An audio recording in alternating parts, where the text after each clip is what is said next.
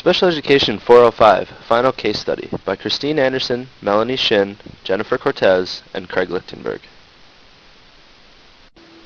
For our case study we chose Susie. Susie is a third grade student who has an 87 IQ. She can read fluently but reads slightly below her grade level at a first grade level. She has a language processing disability where she can read words fluently but cannot process the word and relate it to her known definition. She currently is doing average in other subjects but needs explicit directions in order to complete most assignments. Susie has had a language study done on her and cannot match vocabulary appropriately for a sentence. She seems to have trouble comprehending certain vocabulary and seems to need more opportunities to practice and remember key vocabulary.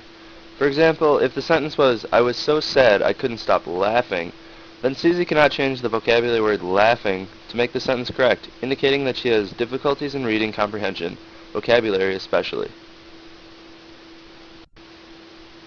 Even in math, with concepts that are vocabulary rich, she fails at understanding the vocabulary necessary to become confident in math. She understands the processes involved in completing math, but word problems give her a hard time. For example, Susie cannot comprehend vocabulary such as product. Therefore, if Susie was supposed to find the product of a problem, she would not understand what this means. For Susie, we can try to test on a theme-by-theme basis. For example, if we are studying division, it would be best not to introduce a word problem that uses product until we are completely sure that she has mastered that vocabulary concept. Our rationale for choosing Susie is that this student has a more obscure learning disability. Her language processing disability needs can be easily transferred to other students with reading comprehension issues, a common occurrence in elementary education. She needs an individualized education plan and possibly some special education needs that include a language therapist. Susie's current level of performance indicates that she is reading at a first grade level while in third grade. She currently has a problem with reading comprehension and cannot distinguish between certain vocabulary words when reading given sentences. She can read a word, but does not relate the word to the word's meaning. Susie's strengths include social skills, hands-on learning, and a willingness to learn. She has great fine motor skills, which will help her with the use of an assistive technology device. Her learning needs include a need to better understand vocabulary and improved comprehension of reading. We would work with language therapists to work directly on the vocabulary in a reading issue. We would also work with a special education teacher to see if there was anything we could do together to benefit Susie. We would also work with Susie's parents to work with Susie at home. To modify her curriculum and instruction, we would intensively work on vocabulary. On reading tests, we might modify the questions and answers, possibly only give 2 choices instead of 4. In math, we would allow her to develop clue cards to remember important vocabulary in math. To monitor her progress, we would hope to administer various informal assessments throughout the year.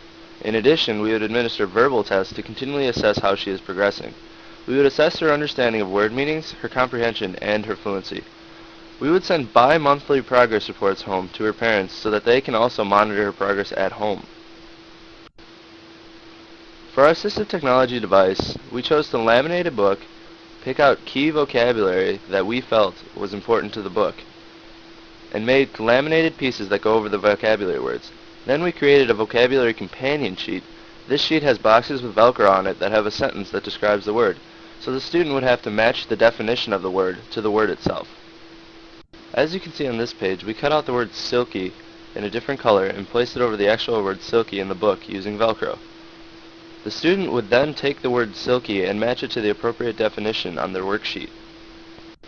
Part of the idea of our assistive technology device is to make the vocabulary activity a bit more fun and engaging than a worksheet.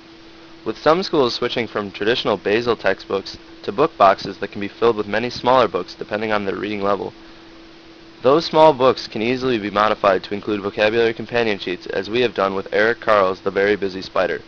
If you create laminated vocabulary companion worksheets, they can be used for multiple students for multiple years. This is an example of a vocabulary companion worksheet. As you can see, we cut out the Velcro to allow students to place the appropriate vocabulary word next to the definition. In our previous example, silky, the student would place the small yellow word next to smooth, soft, and delicate. A vocabulary companion worksheet is extremely easy to make and does not require using Velcro words, but it might make the activity more meaningful for the students. Plus, a laminated worksheet can be used more than once.